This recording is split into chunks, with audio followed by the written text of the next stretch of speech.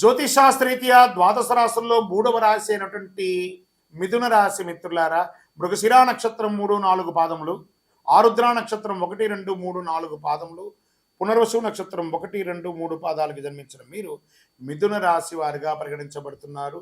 ఈ సెప్టెంబర్ నెల అనేక విధాలైనటువంటి సంతోషాన్ని మిథున రాశి వారు పొందబోతున్నారు. వృద్ధిని కలిగించే నెల అవుతుంది. రాహు ఈ మాసంలో 10వ ఇంట్లో ఉంటాడు. శుక్రుడు మీ 4వ ఇంట్లో రాహుకేతుతో పాటు, శుక్రుడు ఈ నెల మొదటి భాగంలో మీ 4వ ఇంట్లో కేతుతో పాటు ఉన్నాడు. కుజుడు మరియు బృహస్పతి ప్రభావంతో ఉంటాడు. సెప్టెంబర్ 18న శుక్రుడు తులారాశిలో ప్రవేశిస్తాడు. బుధుడు 2వ ఇంట్లో ఉంటాడు. బృహస్పతి నెలంతా 12వ ఇంట్లో ఉంటాడు. మీ రాశికి అధిపతి అయినటువంటి బుధుడు మంచి స్థితిలో ఉంటాడండి. మాసం ప్రారంభంలో 2వ ఇంట్లో, తర్వాత 4వ తేదీ నుండి మీ యొక్క 3వ ఇంట్లో సూర్యునితో కలిసి ఉండి శని యొక్క పూర్తి దృష్టి కూడా ఉంటుంది. ఎంత అద్భుతం అండి ఇది. కొత్త అవకాశాలు, వ్యాపారం ఇవన్నీ కూడా కలిసి వస్తాయి. విజయవంతంగా సాధిస్తారు. ఆశించిన నగదు, అదృష్టం, ఊహించిన అవకాశాలు. అసలు నేను ఇలా ఊహించలేదే, నాకే అదృష్టం వచ్చింది. అదే అదృష్టం. దృష్టం లేనిది అదృష్టం. అది మీకు కలగబోతుంది. ఆదాయానికి లోటు ఉండదు. ఆదాయం దినదిన ప్రవర్తమానం ఎదుగుతూనే ఉంటుంది. అవకాశాలు ఉన్నాయి. కుటుంబ జీవితం చాలా హ్యాపీగా ఉంటుందండి. బంధుమిత్రుల నుంచి శుభకార్యాల ఆహ్వానాలు అందుతాయి. వృత్తి ఉద్యోగాల్లో ప్రభావం పెరుగుతుంది. మీ యొక్క ఉద్యోగం చేస్తున్న చోట మీ యొక్క పలుకుబడి పెరుగుతుంది. ప్రమోషన్స్ వస్తుందని కూడా చెప్పచ్చు.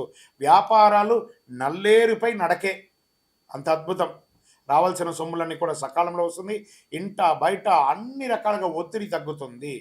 పిల్లల చదువులో పురోగతి పొందుతారు. సంబంధాలు చూస్తుంటారు కదా, పిల్లలకి మంచి సంబంధాలు వస్తున్నాయి. పెళ్లి కాని వారికి, ఈ రాశి వారికిను, ఈ రాశి వారి ఇంట్లో ఉన్న పిల్లలకి కూడాను మంచి అవకాశాలు రాబోతున్నాయి. ప్రభుత్వం నుండి సహాయం లభిస్తుంది. విడిపోయిన భార్యాభర్తలు మళ్ళీ కలుస్తారు. శుభకార్యాలు ఇంట్లో చేసే అవకాశాలు ఉన్నాయి.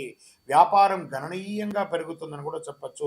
మీ సూచనలు సమాజంలో ఇతరులు కూడా పొందే అవకాశాలు ఉన్నాయి. కొత్త వ్యాపారాలు, కొత్త ఇండస్ట్రీ టూర్స్ కూడా చేసే అవకాశాలు ఉన్నాయి. రాజకీయ నాయకులకి ఇది అద్భుతమైనటువంటి విషయాలని చెప్పచ్చు. స్త్రీలకైతే చాలా అద్భుతమైనటువంటి సమయం. పార్టీ ప్రత్యేక కార్యక్రమాల్లో పాల్గొని రాజకీయంలో మీరు సమాజంలో ఒక పేరు తెచ్చుకుంటారు. ఐటీ రంగం వారికి ఇంకా చెప్పక్కర అద్భుతంగా ఉంది. డాక్టర్స్, లాయర్స్, ఇలా సర్వీస్ సెక్టార్లో ఉన్న ప్రతి ఒక్కరికి కూడాను చాలా బాగుంది. రీసెర్చ్ వాళ్ళకి బాగుంది. ఐటీ రంగం వారికి బాగుంది. మీడియా వారికి బాగుంది. స్పోర్ట్స్ వాళ్ళకి ఇది ఒక మంచి సమయం కూడా చెప్పచ్చు. అదృష్ట సంఖ్య 1, 6. ఈ రోజులంతా ఈ సెప్టెంబర్లో ఏ రోజుల్లో బాగుంది అనుకుంటే 1వ తారీఖున బాగుంది, 6వ తారీఖున బాగుంది, 10వ తారీఖున బాగుంది, 13వ తారీఖున బాగుంది. మరి చంద్రాష్టమం సెప్టెంబర్ నెల 14/9/2024 3:24 ఉదయం నుండి 16/9/2024 5:44 రాత్రి వరకు, సాయంత్రం వరకు చంద్రాష్టం ఉంది. 2.5 రోజులు. జాగ్రత్త. వాహనం నడిపేటప్పుడు, ఇతరులకు సంతకాలు ఏదైనా పెట్టేటప్పుడు డాక్యుమెంట్స్ని ఒకసారి 2 సారి జాగ్రత్తగా చూసుకోండి. మీ యొక్క విలువైనటువంటి డాక్యుమెంట్స్ని జాగ్రత్తగా పెట్టుకోండి. ఏమైనా రెన్యువల్స్ ఉంటే చేసుకోండి. మంగళవారం ఎర్ర గన్నేరు పూలు ఉంటుంది చూసారా, గన్నేరు పూలు లేదా మందారం పూలు, ఏదైనా రెడ్ కలర్ ఫ్లవర్స్తో సుబ్రహ్మణ్య స్వామి వారికి ఆరాధన చేయండి. మీ వయస్సు ఎంత ఉందో అన్ని దీపాలు వెలిగించండి. కరుంగాళి మాలను ధరించండి. క్రమం తప్పకుండా చాలా అనుకూలాలని గట్టిగా పొందుతారు. జాతకం పడుతున్న వర్షానికి గొడుగు మాత్రమే కానీ జాతకం జీవితం కాదు. మీరు మిమ్మల్ని నమ్మండి. జీవితంలో ఎన్నో అద్భుతాలని సాధిస్తారు. మీకు జాతకం తెలుసుకోవాలనుకుంటే మీ పరిసర ప్రాంతాల్లో ఉన్నటువంటి జ్యోతిష్ శాస్త్ర నిపుణుల్ని సంప్రదించండి. లేదా మా ద్వారా తెలుసుకోవాలనుకుంటున్నారా, మీ యొక్క పేరు, date of birth, time of birth, place of birth WhatsApp చేయండి. వినాయక చవితి అందరికీ గుర్తుండే ఒక వినాయక చవితి. దీన్ని పూజగా కాకుండా ఒక మెసేజ్గా మనం తీసుకుంటాం.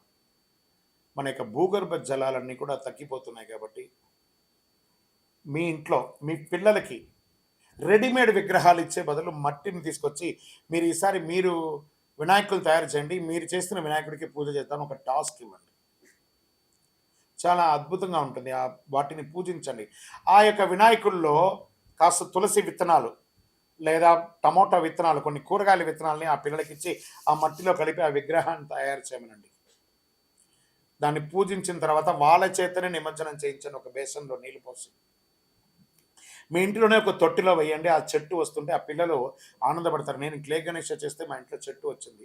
దానివల్ల ప్రకృతి బాగుంటుంది. ఆక్సిజన్ పెరుగుతుంది. అన్ని రకాలుగా ఉంటుంది. ఇక మండపాల్లో వినాయకులు పెట్టుకునే వాళ్ళు దయచేసి ఈ ప్లాస్టర్ ఆఫ్ ప్యారిస్‌తో కూడినటువంటి వినాయకుడిని దయచేసి పెట్టకండి. క్లే గణేష్ అని పెట్టండి. తర్వాత మండపాల్లో ఈ సినిమా పాటలు అవన్నీ కూడా కాస్త అవాయిడ్ చేయండి. మనం భక్తిగా ఉండగలము అని అంటేనే ఆ యొక్క మండపాల్లో పూజించను గానీ, వేరే వేరే వ్యవహారాలతో మండపాల్లో ఉండకండి. ఎందుకంటే ఆ మండపం అంటే సాక్షాత్ ఒక గర్భాలయం లాంటిది అది. ఆ 9 రోజులు నవరాత్రులు, గణపతి నవరాత్రులు చాలా విశేషంగా చేస్తుంటాం కాబట్టి అక్కడ పవిత్రంగా ఉండడానికి ప్రయత్నం చేయండి. మనం మొదటి రోజు పవిత్రంగా ఉండి మిగతా రోజులు కొంచెం తేడాగా ఉంటే భగవంతుడు అన్ని రకాలుగా ఆలోచిస్తుంటాడు. మనల్ని చూస్తుంటాడు మనకి వాటిని కాస్త దాన్ని పెట్టండి. మండపాల దగ్గరగా ఎక్కువ మందిని దర్శనానికి రప్పించే మార్గం చూడండి. ఆ యొక్క భజన కార్యక్రమాలు, కళాకారులు ఎంతోమంది ఉన్నారు చూసారా, వాళ్ళకందరికీ అవకాశం ఇవ్వండి. మన కోసమే ఎదురు చూస్తున్నారు ఆ కళాకారులందరూ. వాళ్ళకి అవకాశం ఇవ్వండి. ఈ యొక్క వినాయక చవితి వచ్చిందంటే ఎంతమందికి ఉపాధి కలుగుతుంది తెలుసా? ఆకులు అలములు, మట్టి గణపతులు, పూజా ద్రవ్యాలు, భోజనాలు, మండపాలు, ఫోటోలు, ఫ్రేమ్లు, సెంటరింగ్లు, వాహనదారులు, వాయిద్యకారులు ఎంతమందికి మనం తెలియకుండానే పరోక్షంగా మనం ఉపాధి కల్పిస్తున్నాం చూస్తారా. అందుకే భగవంతుడు గణపతితో ప్రారంభించి అద్భుతమైనటువంటి అవకాశాలు మనకి ఇస్తున్నారు. ఈ గణపతి చవితిని ప్రతి ఒక్కరు కూడా ఆనందంగా సంతోషంగా ఉండండి. చెరువుల దగ్గరికో లేదా నది దగ్గరికో వెళ్ళేటప్పుడు పిల్లలు జాగ్రత్త, అది కూడా జాగ్రత్త పడండి. వినాయక చవితిని ఆనందంగా చేసుకోండి. భాద్రపద మాసం వచ్చేసింది. భాద్రపదం అనగానే మనకేం గుర్తుకొస్తుంది? ఆ ఎలుక మీద ఉన్నటువంటి వినాయకుడు దండాలయ్య ఆ గణపతికి వచ్చేస్తుంది. ఆ స్వామివారికి పిల్లలకి అందరికీ ఏం గుర్తుకొస్తుంది? కుడుములు, ఉండ్రాలు, లడ్లు ఇవే గుర్తుకొస్తాయి. క్లే గణేష, తర్వాత మట్టి గణపతి లేదా విగ్రహాలు, మండపారాధనలు ఎక్కడ చూసినా పండగ వాతావరణమే. పండగనే, గణపతి వచ్చేసారంటే పండగ తీసుకొచ్చేస్తున్నాడని ఒక పేరు. అలాంటి భాద్రపద మాసంలో ఎంత అద్భుతమైనటువంటి మాసం తెలుసా? ఈ భాద్రపద మాసం రాని అసలు భాద్రపదం అనగానే అందరికీ గుర్తుకొచ్చేది వరాహ జయంతి, వామన జయంతి, ఋషి పంచమి, ఉండ్రాళ్ళ తద్దే, పితృదేవతలకి ఉత్తమాగతులు కల్పించే పితృపక్షాలు ఇవన్నీ కూడా గుర్తుకొస్తాయి. ఈ మాసానికి ఎన్నో అద్భుతాలు ఉన్నాయి. దేవతల పూజలకి, పితృదేవతల పూజలకు కూడా ఉత్కృష్టమైనటువంటి మాసం భాద్రపద మాసం. చాంద్రమానం ప్రకారం భాద్రపద మాసం 6వ మాసంగా మారుతుంది, అంటే 6th. ఈ మాసంలోని పౌర్ణమి తిథి నాడు చంద్రుడు పూర్వభాద్ర నక్షత్రం సమీపంలో కానీ ఉత్తరాభాద్ర నక్షత్రం సమీపంలో కానీ ఉండడం వల్ల ఈ మాసానికి భాద్రపద మాసం అని పేరు వచ్చింది. భాద్రపద మాసం వర్ష ఋతువులో 2వ మాసం. మాళవీయ రాజయోగంలో ఈ రాసులు ధనయోగాన్ని ప్రకటించాడు శుక్రుడు. భాద్రపద మాసంలో శుక్లపక్షం దేవతా పూజలకు ఉత్కృష్టమైనటువంటి కాలంగా, కృష్ణపక్షం పితృదేవతల ఆరాధనకు అత్యంత ప్రీతికరమైనటువంటి ఇటు దేవతలు ఇటు పితృలు అందరిని పూజించే ఒక అద్భుతమైనటువంటి మాసం చెప్పొచ్చు. దుష్ట శిక్షణ, శిష్టరక్షణ కొరకు శ్రీ మహావిష్ణువు దశావతారాలు ధరించినట్టు అందరికీ తెలిసిన విషయమే. అందులో అట్టి దశావతారంలో 3వ అవతారమైనటువంటి వరాహ అవతారాన్ని శ్రీమన్నారాయణుడు భాద్రపద మాసంలో దుష్ట శిక్షణ కోసం తీసుకొచ్చారు. ఇంత అద్భుతమైనటువంటి మాసం. పితృలు, పితృలు అంటే తల్లిదండ్రులు మాత్రమే కాదండి, వారి పితృలు మనకు ఎంతో కాలం నుంచి వచ్చినట్టు తాత ముత్తాతలు వాళ్ళందరూ కూడా పితృలే అనమాట. 15 రోజులు శుభ కార్యక్రమాలు, పండగలు, పబ్బాలు, ఆర్భాటం. దాని తర్వాత మహాలయ పక్షం, పితృలు ఇవన్నీ చేస్తున్నాను చూస్తారా. అందుకే ఈ యొక్క భాద్రపద మాసానికి చాలా ఉన్నతమైనటువంటి ఒక పేరుంది.